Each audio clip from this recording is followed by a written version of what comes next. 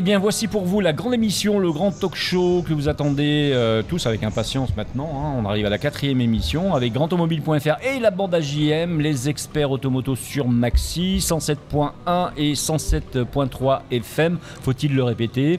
Cette émission est également filmée et diffusée en ce moment sur la chaîne TV de grandautomobile.fr, la chaîne TV aux 2 millions de vues sur YouTube. Ouais, ça y est. On a passé la barre de 2 millions. On a passé la barre de 2 millions De vues, c'est extraordinaire pour une petite chaîne locale fabriquée en Martinique avec le label vraiment Martinique, fabriqué en Martinique. Mehdi Bocaï. Made in Bocaï. Alors, cette émission vous est proposée grâce à nos partenaires sans qui rien ne serait possible, vous le savez maintenant. Je veux parler de Maxi, notre diffuseur bien sûr. Audi Martinique, la voiture partenaire avec la petite City Carver, rappelez-vous, l'Audi A1 un peu surélevé qui permet d'aller faire des rendez-vous champêtres.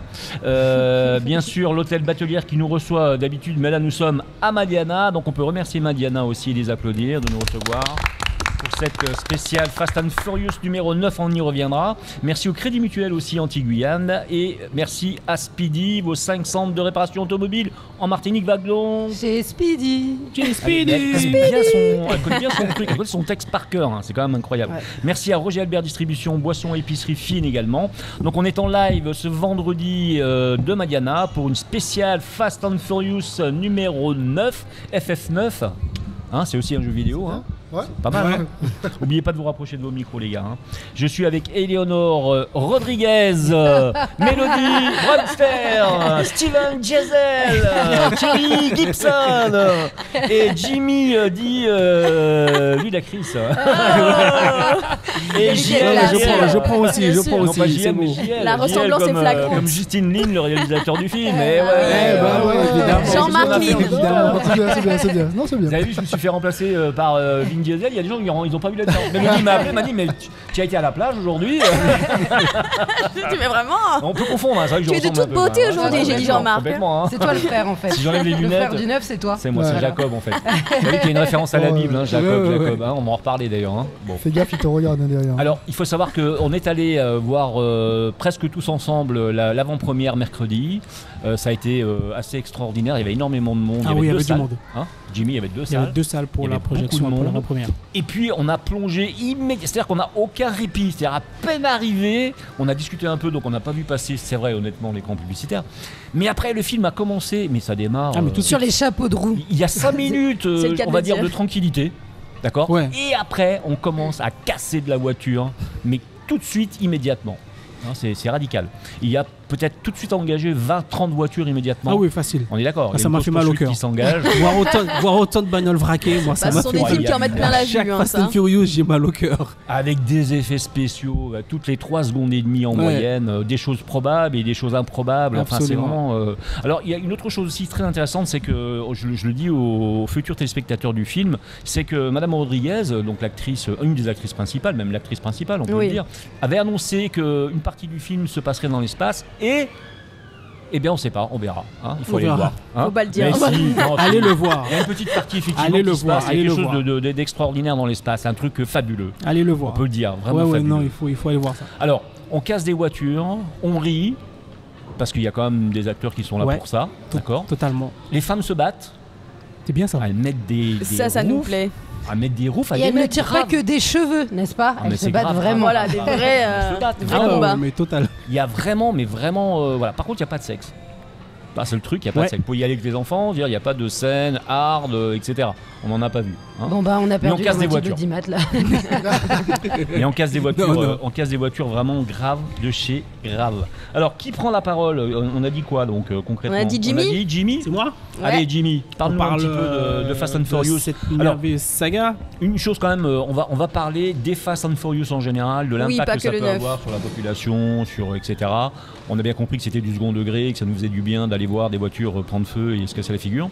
Mais on va voir quand même un petit peu quels sont les effets de cette émission, enfin de ce film sur la population depuis déjà un paquet de temps, puisque ça fait maintenant 20 ans. Ça fait 20 ans. Ça fait 20 ans. 20 ans. Le premier est sorti en 2001. Initialement, il tournait autour de cette culture qu'est donc bien évidemment l'automobile, mais plus particulièrement l'aspect tuning, la préparation des véhicules, qui est une pratique quasiment pas traditionnel, mais c'est quasiment une institution, en tout cas aux États-Unis. Et il a paru intéressant au réalisateur à cette année-là de parler de cette passion qu'ont un très grand nombre de jeunes Américains et Afro-Américains, Hispaniques, etc. Et donc il a développé le film autour de cette thématique-là.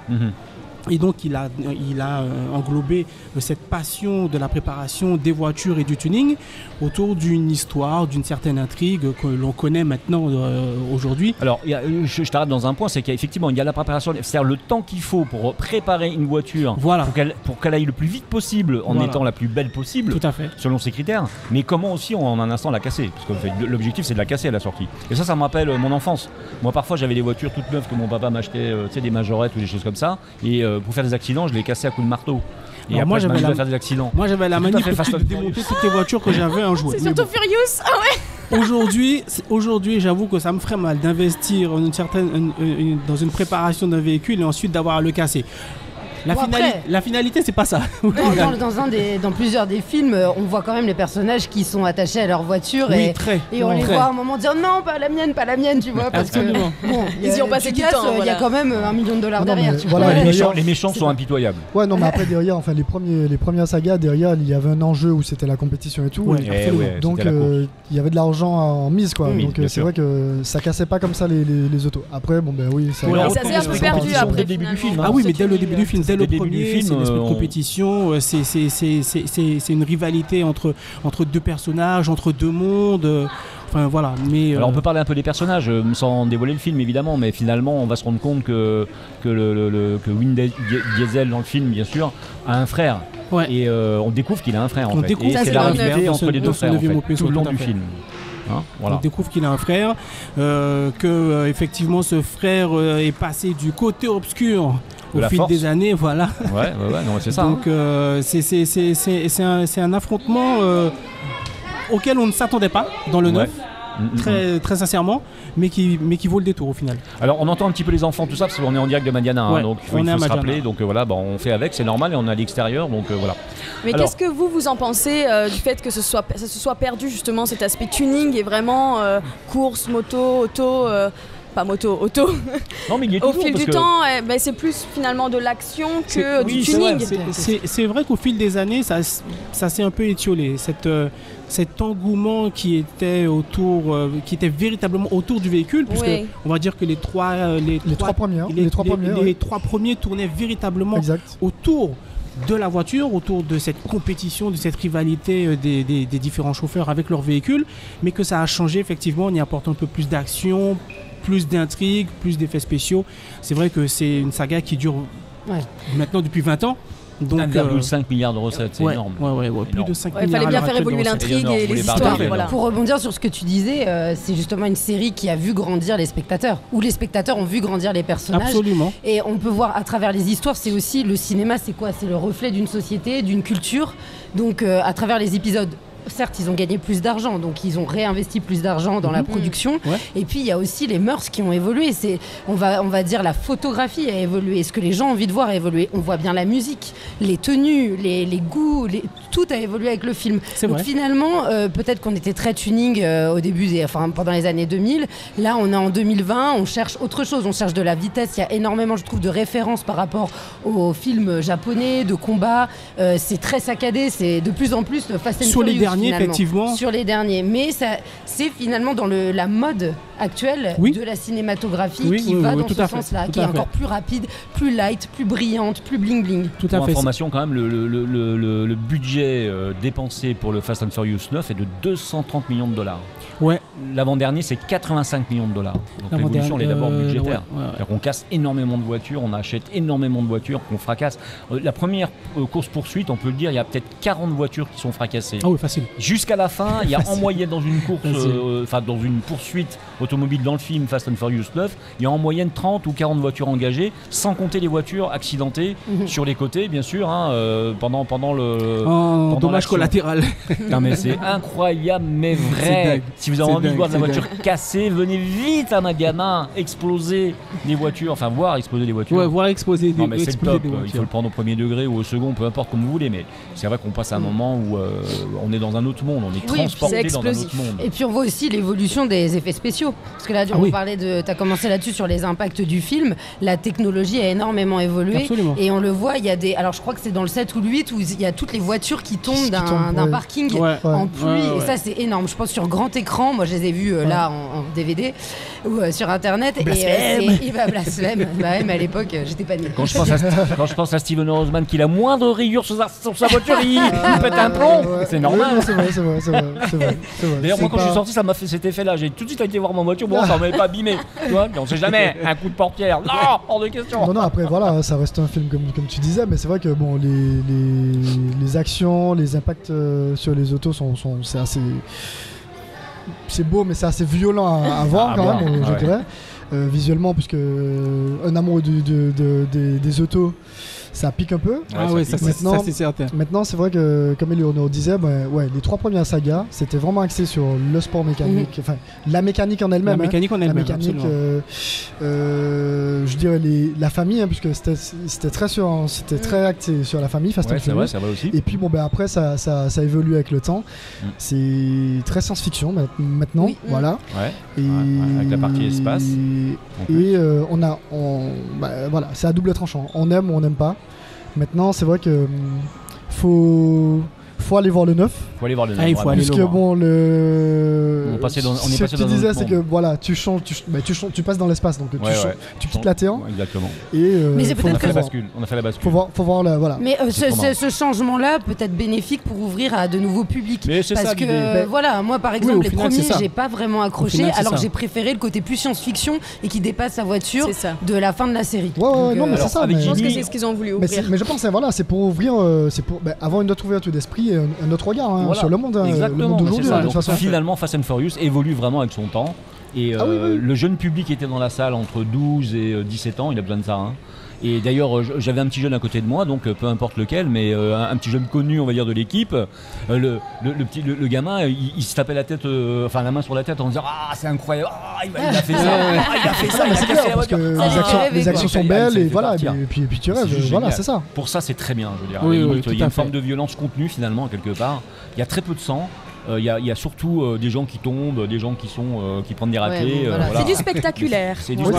Alors avec Jimmy, on va regarder aussi un petit peu quels sont les types de voitures qu'on a retrouvées dans le film ou dans les films en général. Dans les films en général, alors bien évidemment par rapport à Vin Diesel, il y a vraiment deux mondes. Il y a les puristes qui sont dans la grande passion des marques américaines. Vin Diesel, donc Dominique Toretto dans le film, étant un adepte de la marque Dodge. Avec, Dodge qui arrive en Martinique d'ailleurs, Dodge et Ram. Qui arrive en Martinique. Distribué par Brice Parfait. Absolument. On peut en parler. Et dans chacun des épisodes de la série, il y a toujours eu une Dodge aux mains de Dominique Toretto, Vin Diesel. Minimum. Alors, de l'autre côté, parmi les 4-5 premiers avec Paul Walker qui jouait le rôle de Brian O'Connor. Brian. Quelle bévue. Tu coupes Audrey, faut pas non, c'est Audrey, elle lui a fait un clin d'œil, ça l'a perturbé. Et Léonore habillée en rouge aussi, je pense, c'est perturbant.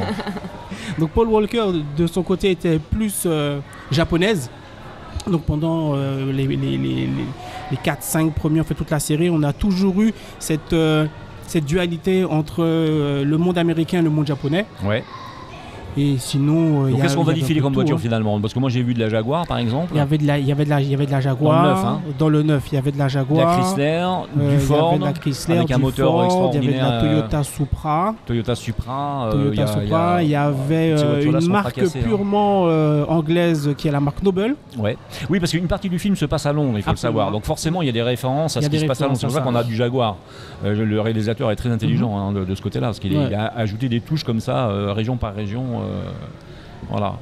Oui, et puis je rajoute un petit truc par rapport aux voitures, si je peux me permettre.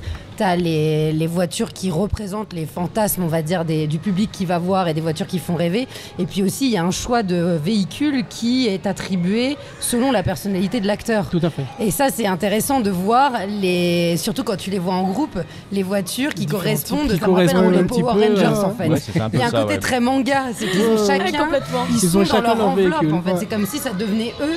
Et c'est marrant comme c'est. Il y a de la Mercedes aussi, moi j'en ai vu, je crois, dans les parce que j'adore Mercedes. J'ai vu dans les précédents opus. Et à chaque fois, il y a le reflet de la personnalité, par exemple de Dom qui est dans sa voiture noire, qui est très. Puissante et en même temps sobre, et c'est pas mal. Bon, il y a les paysages qui jouent beaucoup aussi, parce qu'on est en pleine jungle la plupart du temps, donc ça se passe, avant d'aller dans les grandes villes, ça se passe aussi dans la jungle, pas loin du Venezuela, etc. Ça se passe aussi dans les pays de l'Est, etc. Enfin, tout ça, c'est bien mélangé, se mélange très très bien, ça fait une recette assez explosive. On fait une petite pause, et puis on se retrouve dans un moment. À tout à l'heure. Okay.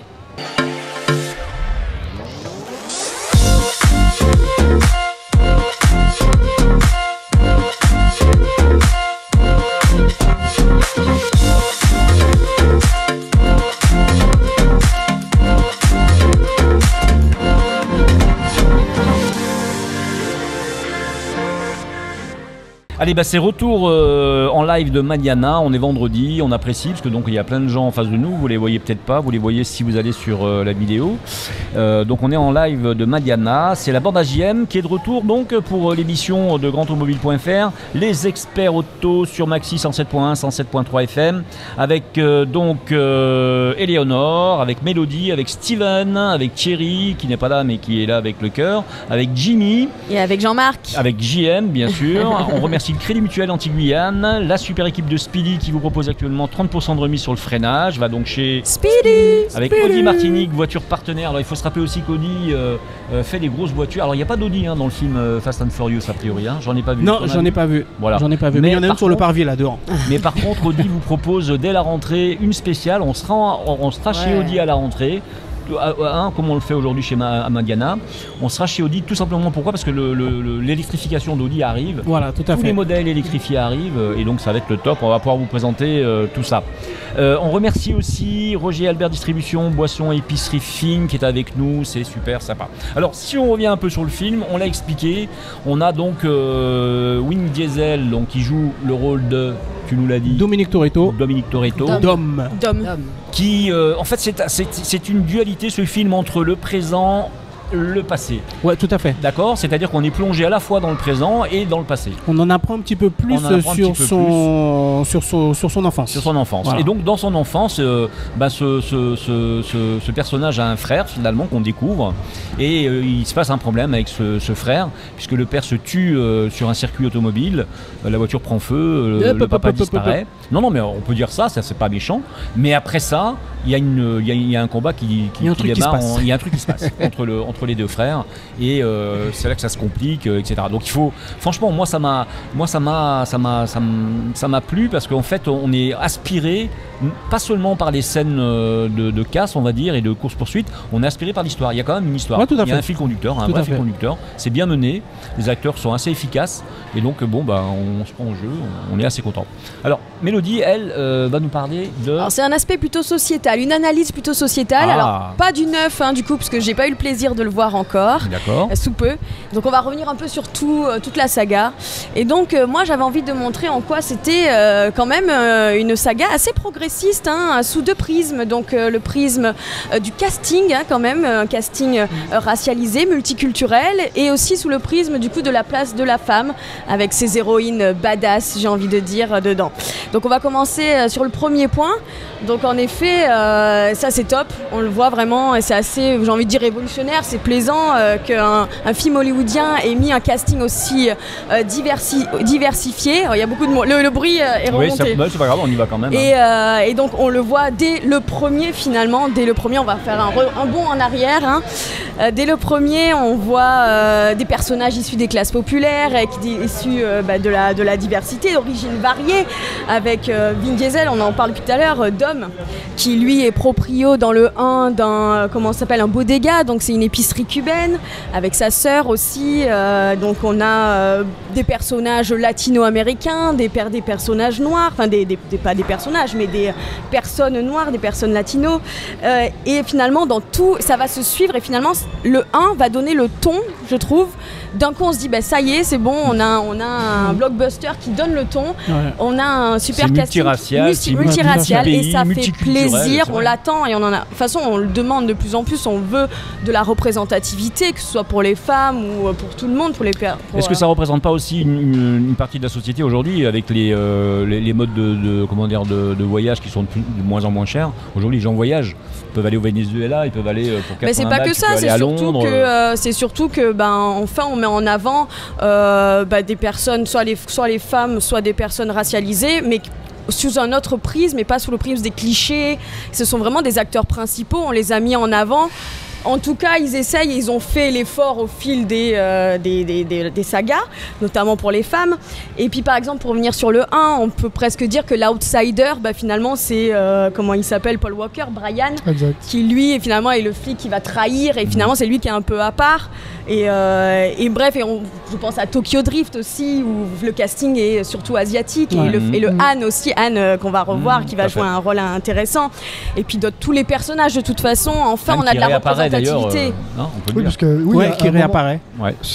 Parce qu'à un moment il disparaît et voilà. Et on a l'impression que, dans le film, on pense qu'il est peut-être décédé. Et puis au final, on va pas tout dévoiler, mais voilà. Donc tout le monde est charmé de le voir arriver, de le voir revenir.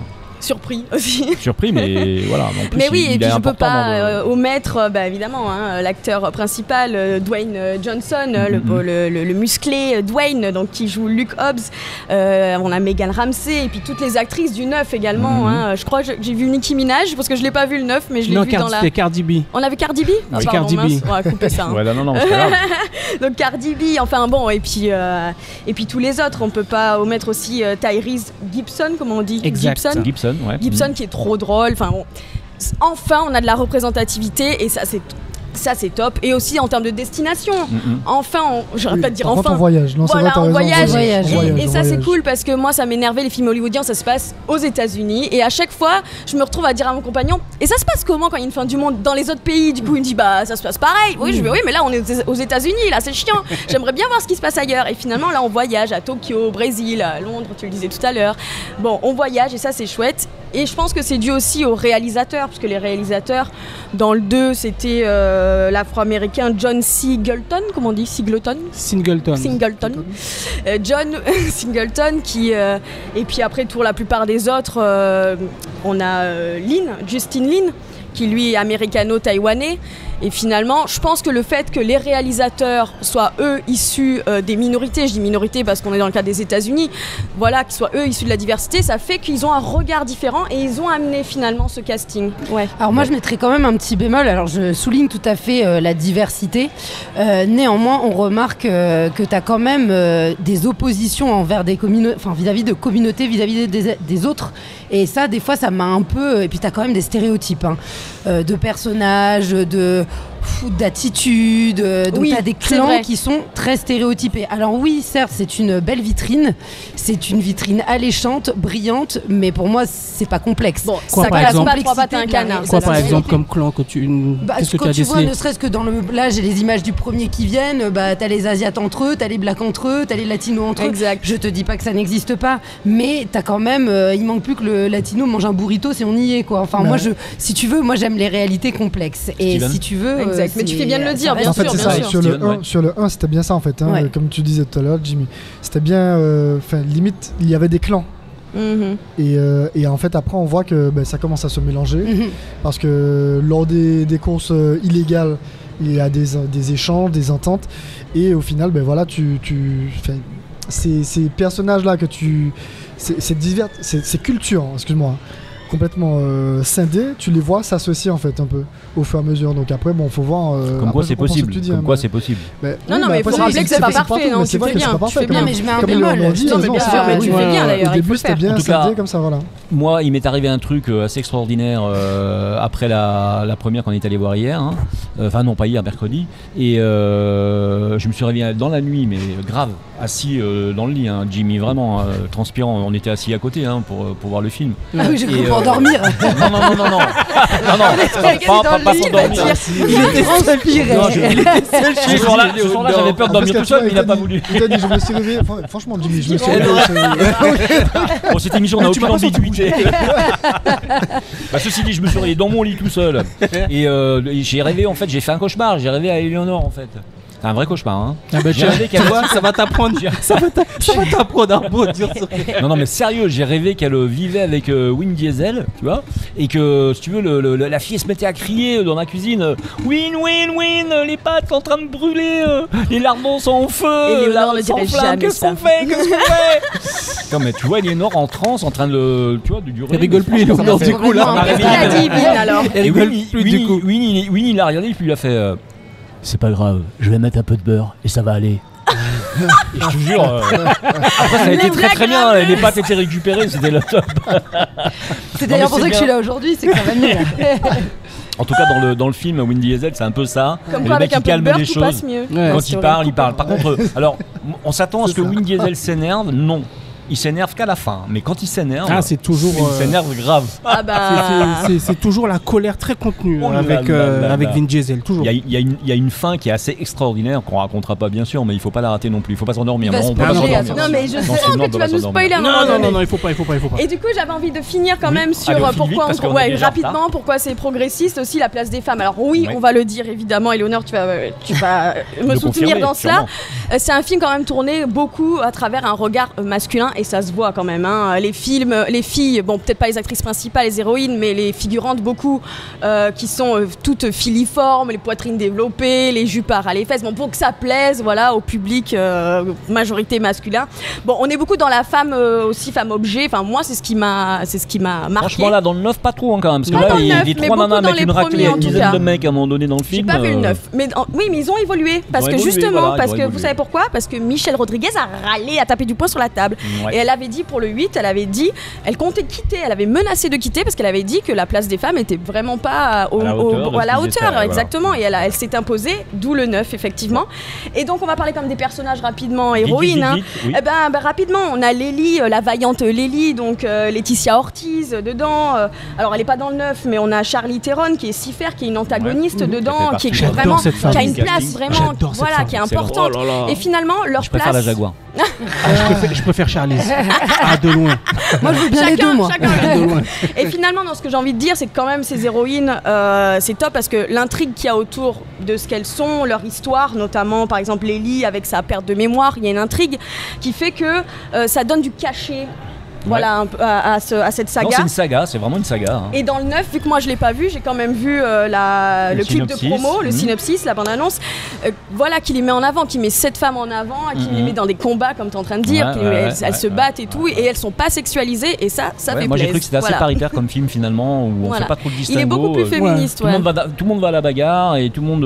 Voilà. Bon, après il y a des scènes vraiment improbables, mais je trouve que ça fait du charme. Oui, tout à fait. Parce qu'on y va pour ça. Bah oui, on y va pour être surpris, pour être agréablement surpris, et ça marche. On est galvanisé, on regarde le film du début jusqu'à la fin, il n'y a pas de temps de pause. Non. On passe à Eleanor qui a 2-3 bricoles à nous dire. 2-3 bricoles. Elle va nous ramener à la réalité, je pense. Elle va nous ramener à l'émission, dans l'émission. La vie avec Vin Diesel, c'est comment alors? À part faire brûler des pâtes, on met le feu à la maison. Je ne te dirai pas comment. Alors moi, bien sûr, c'est mon petit côté très sécurité routière, puisque je suis un peu Miss Sécurité routière dans notre équipe. On est bien ça. Eh bien, je me suis dit que si vous voulez apprendre à votre ado qui veut passer son permis, ce qu'il ne faut pas faire sur la route, vous l'emmenez voir cette saga. C'est clair. Et vous lui dites tout ce qui se fait dans le film, film, vous ne le faites pas. Tu le fais et pas, là, tu auras ton permis. C'est parfait. C'est-à-dire que tu évites de rouler trop vite parce que tu consommes de l'essence, ça coûte cher, c'est du CO2. Ouais, on parle même plus de consommation. Là. Oui, Il y a même des fusées carrément accrochées aux voitures. Donc, etc. Et puis en plus, ça devient complètement improbable puisque, comme tu disais, Jean-Marc, c'est des choses qui ne se font pas dans la réalité. Non. C'est aussi ça la fait magie pour se défouler. Voilà. Alors, c'est la magie du cinéma. Le cinéma, c'est quoi? C'est vendre du rêve, c'est fantasmer. Exactement. Le fantasme, c'est quoi? C'est les belles filles, c'est pour certains. C'est Charlize Theron. Les beaux mecs. Bon, les beaux mecs. Les filles viennent aussi pour ça. Il y avait des femmes. Hein. Il y avait énormément de femmes dans la salle. Ah oui, absolument. On est d'accord. Ah oui, tout à fait. Ça intéresse vraiment tout le monde. Hein. Tout à fait. C'est pas discriminant Oui, comme film. Hein. Non, ça touche un peu toutes les tranches d'âge et que ce soit jeunes, homme ou femme. évidemment. Et voilà, ouais, non, c'est vrai. Surtout les derniers voilà. et puis le 9 Ouais. notamment. Les papas qui étaient là, ils étaient tout aussi intéressés. Hein. On voyait bien qu'ils avaient emmené les gamins, mais ils étaient là aussi pour ça. Quoi, hein. Bah C'est un oui, peu en En comme fait, le c'est un jeu petit vidéo. côté jouissif.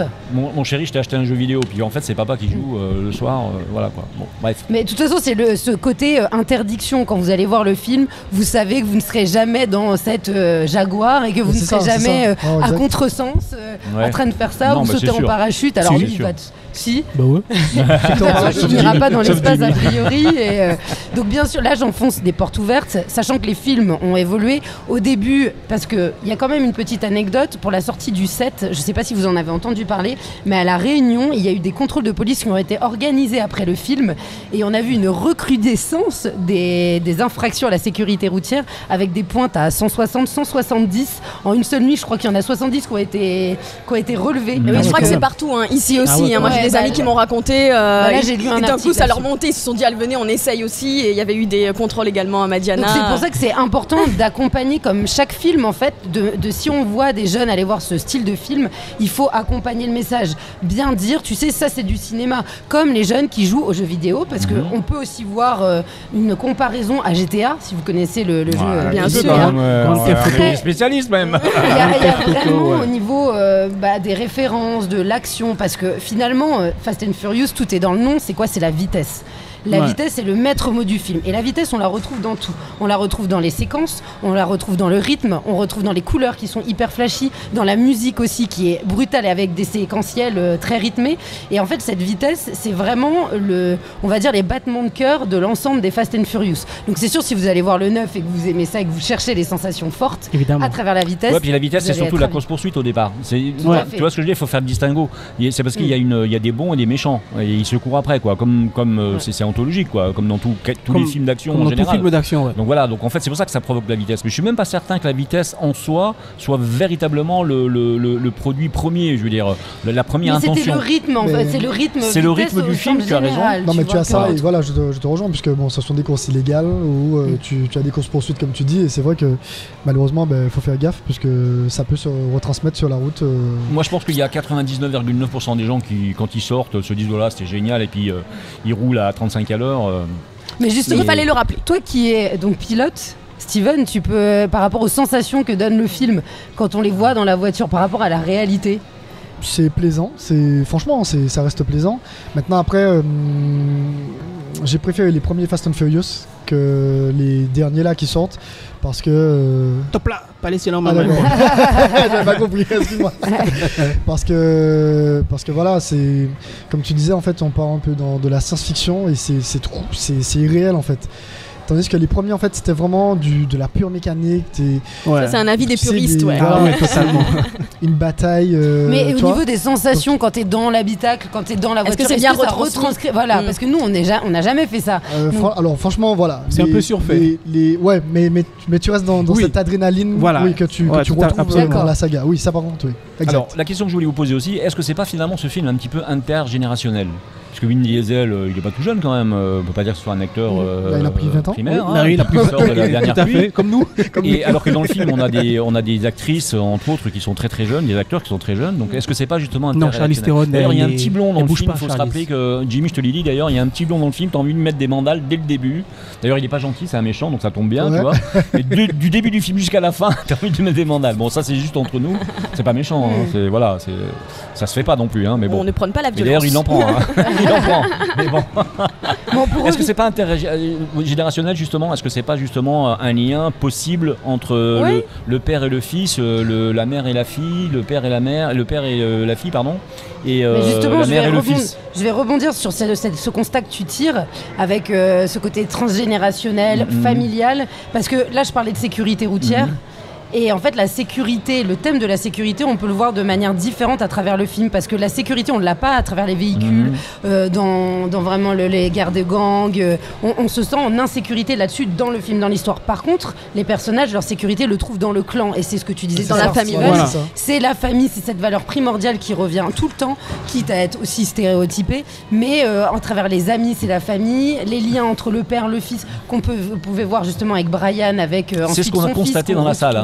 C'est un mini sondage, mais il y avait des mamans avec leurs enfants, des filles, des garçons. D'où le fait que tout le monde, comme tu dis, toute génération confondue, peut se retrouver dans ce film. Voilà. Totalement. Et aller voir ce film en famille, c'est aussi justement dédramatiser peut-être un petit peu l'histoire des courses-poursuites, des voitures qui explosent, etc. Bah oui, mon chéri, c'est un film, on s'éclate, c'est marrant, voilà, mais on peut pas faire ça dans notre voiture. Donc toi, finalement, oui, mais comme on irait voir un film d'horreur, et non, il faut pas massacrer les gens avec une tronçonneuse, quoi.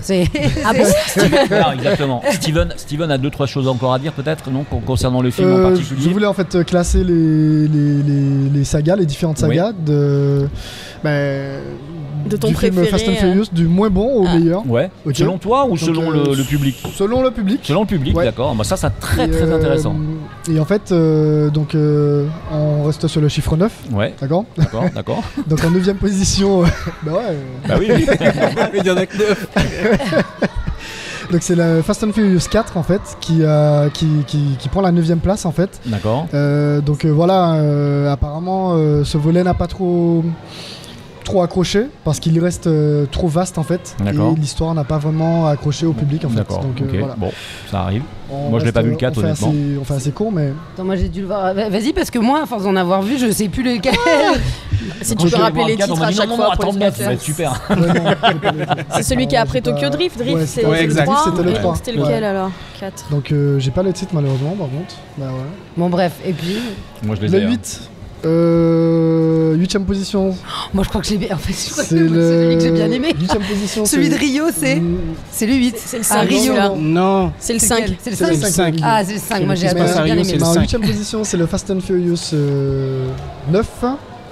Qui, donc on change après les modes sous-marins, les trucs comme ça. Ouais. Il fallait basculer dans l'espace. Et a priori, ça n'a pas pour l'instant. Et d'ailleurs, dans le film, il y a des retours qui n'ont pas.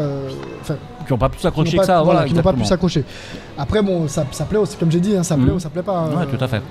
Ils ont fait la bascule dans l'espace pour ces raisons-là, je pense. Ils ont essayé de coller un peu plus à la génération d'aujourd'hui. Il fallait voir si ça accroche. Et d'ailleurs, dans le film, ils en parlent beaucoup. Dans le film, ils le redisent plusieurs fois, les acteurs, dans le scénario. On a voyagé de partout. On est là, mais on n'est pas blessé. Alors qu'on a voyagé de partout. On voit bien cet esprit de partager. Voilà. En tout cas, il y a des bleds qui ont été inventés aussi. Malheureusement, j'ai perdu le nom du bled du début, quand effectivement les premières courses-poursuites se mettent en place avec l'armée de ce fameux pays qui est censé être en Amérique du Sud. Mais c'est un pays qui a été inventé par le réalisateur, il n'existe pas en fait. J'ai perdu le nom. Mais on va aussi à Tokyo, faut s'en rappeler. On va à Londres dans ce film. On va à Tbilissi dans l'est de l'Europe. Ouais. On voyage vraiment dans le film. C'est vraiment intéressant. Hein. Voilà. Donc comme ça, si vous n'avez pas votre passe sanitaire, vous pouvez aller voir. Vous pouvez voyager facilement en allant voir la saga. Donc voilà. En tout cas, Madiana a beaucoup souffert aussi de la fermeture des cinémas. On devait avoir normalement Flora Veilleur qu'on salue, qui est malheureusement un petit peu souffrante, donc elle n'a pas pu être là ce soir. Mais c'est les questions que je voulais lui poser, de savoir comment Madiana avait passé le cap. Ça a été très difficile pour eux. Et à peine réouvert, malheureusement, on apprend qu'effectivement, les contraintes d'horaire. Après, voilà, donc c'est vrai que Madiana, comme tu dis, a souffert de ce problème qui est le Covid actuellement. Par contre, c'est très bien que Fast and Furious soit arrivé, puisque ça a quand même ramené du public avant la coupure. Et donc bon, on espère que ça va passer au bout des 3 semaines bien sûr. Que le préfet a décidé de mettre en vigueur Et là on est vendredi, il va y avoir du monde ce soir, puisque samedi toujours. normalement ça va être blindé. Le vendredi c'est blindé. Ouais.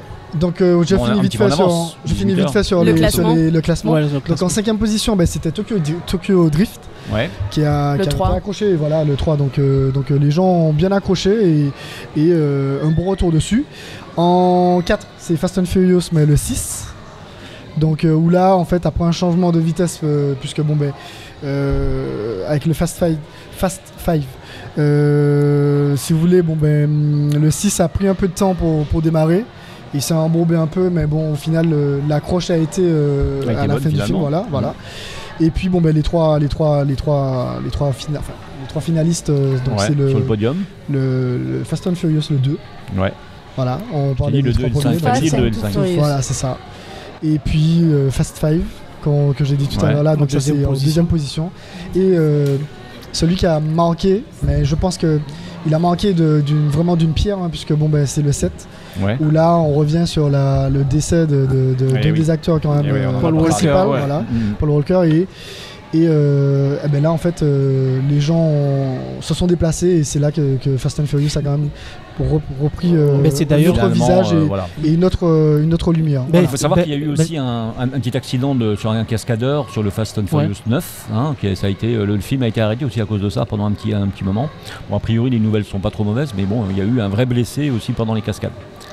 Après c'est vrai que voilà, ce sont des, vous avez dit d'entrée il y a pas mal de cascades, et c'est vrai que ça fait partie du risque malheureusement lors des films, des tournages. Éléonore va nous raconter la fin du film, donc non je plaisante. Elle nous regarde avec un air bizarre. Ils se marièrent et eurent beaucoup d'enfants. C'est toi, tu sais, ce soir tu vas le rencontrer, Win, tu vas dormir avec lui, il va t'expliquer. On va faire des lasagnes. Ouais, change un peu parce que les pâtes, c'est vrai que c'est un peu avec du beurre, pour attraper il faut mettre du beurre. Alors, on l'a dit tout au début, il nous reste 5 minutes, on l'a dit tout au début, pas de scène de sexe en particulier. Alors bon, moi je pense avoir la bonne raison, c'est que effectivement le film s'adresse à des enfants. Ceci dit, donc on a quand même la dualité entre frères, on a le père qui disparaît, enfin il y a plein de symboles comme ça, donc il y a les sœurs aussi qui se réunissent et qui interviennent auprès des frères. Enfin, c'est une histoire aussi de famille, etc. Donc, alors, pour en venir aux scènes de sexe, qu'est-ce que vous en pensez, vous ? Pourquoi dans ce film, qui est un film d'action, de quasi-guerre et tout, il n'y a pas. Moi, je pense que les actrices, ils sont pas pour rien aussi. De relations plus qu'amoureuses. Parce que quand on disait tout à l'heure que Michelle Rodriguez, elle avait râlé sur la place des femmes, je crois qu'à un moment donné, je pense que de plus en plus les actrices, je l'ai vu pour d'autres actrices dont je n'ai pas les noms là, mais demandent à ce qu'il y ait moins de scènes gratuites de sexe comme ça, ou dénudées, pour gratuites en tout cas.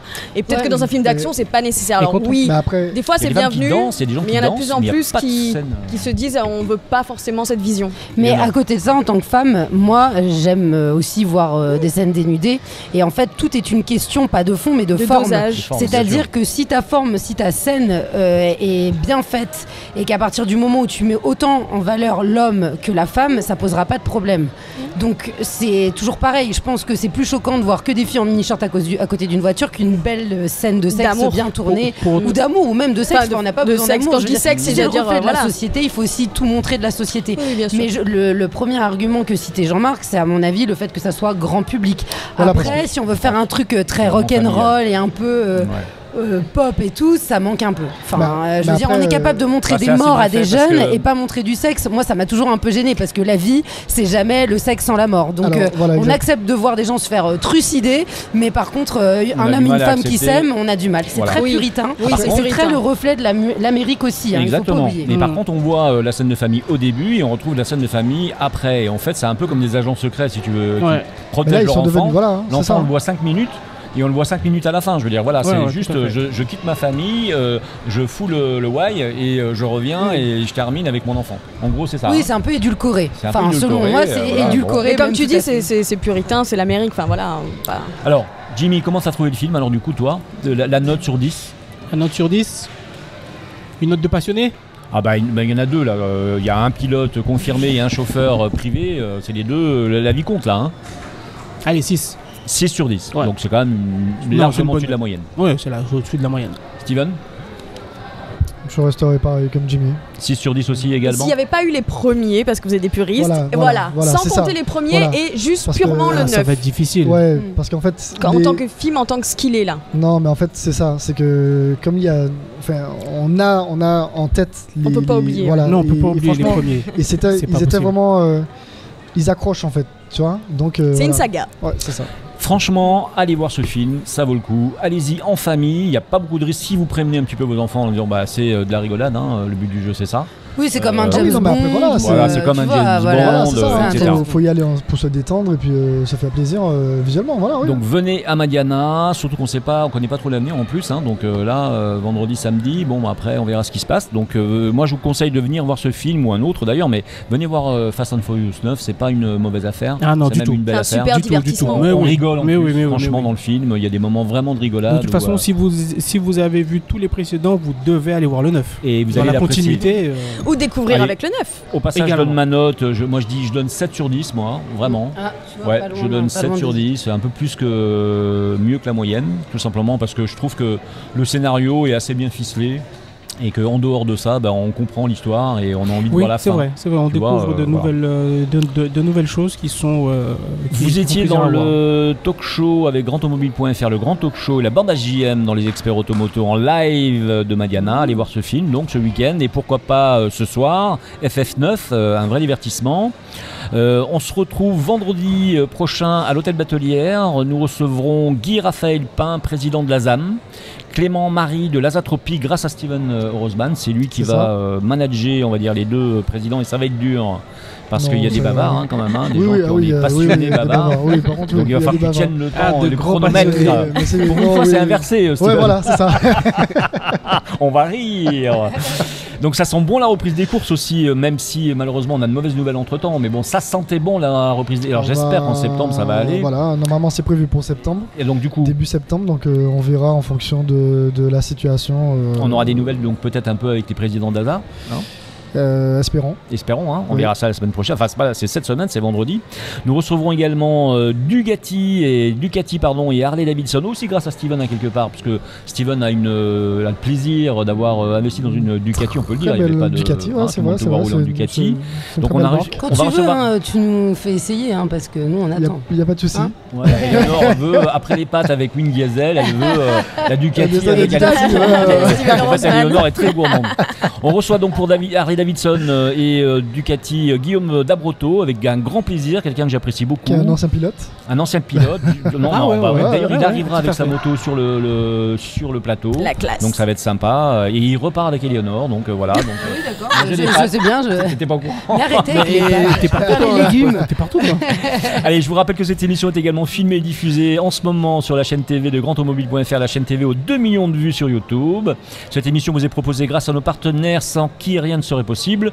Maxi, notre diffuseur, Audi Martinique, voiture partenaire de l'émission, Madiana qui nous a reçus si gentiment, du Crédit Mutuel Anti-Guyane et de Speedy, les 5 centres de réparation automobile en Martinique, va donc chez Speedy. Merci à Roger Albert, distribution boissons épicerie fine. Et nous serons avec vous et à un grand plaisir la semaine prochaine parmi vous. Mais surtout, on sera avec vous toutes les semaines dorénavant, sauf pendant la pause des congés, c'est-à-dire au mois d'août. Mais dès la rentrée, toutes les semaines, on sera tous les vendredis soirs à 18h sur Super. Maxi. Ça va être juste génial. Ça va être Super. super. On va pouvoir parler auto, voiture, de pâtes, Ah, j'en étais sûre. et de lardons et tout ça. C'est génial. Et on aura des nouvelles de Wing Diesel grâce bien sûr à Eleonore. J'aurais pas choisi Vin Diesel, hein, mais bon, après. On remercie Steven, on remercie Mélodie, on remercie Eleonore Rodriguez, on remercie bien sûr Jimmy. Merci. Et Il fait un merci, petit coucou à JM. Camille. Merci à toi, Merci, Jean-Marc. évidemment, c'est Ouais. gentil. T'es là. On remercie aussi notre technicienne adorée, Audrey. Merci Audrey. Merci qui a Audrey. perdu 100 000 € de chiffre d'affaires à cause de cette émission, parce qu'il y a eu un problème de date, etc. Donc on s'arrangera après. Merci à vous tous, en tout cas, téléspectateurs, merci à vos auditeurs. Vous êtes nombreux, très nombreux à nous suivre sur la page. Merci à vous. des experts Continuez à auto. nous regarder sur notre chaîne GT Auto. GT Auto, la chaîne, mais surtout sur la page, on a plus de 130 000 personnes qui sont venues sur la page. Oh, Donc super. c'est pas mal quand même, on peut être heureux. Merci à vous donc et à la semaine prochaine avec plaisir. Bye Salut. bye. Bye. Ciao, ciao.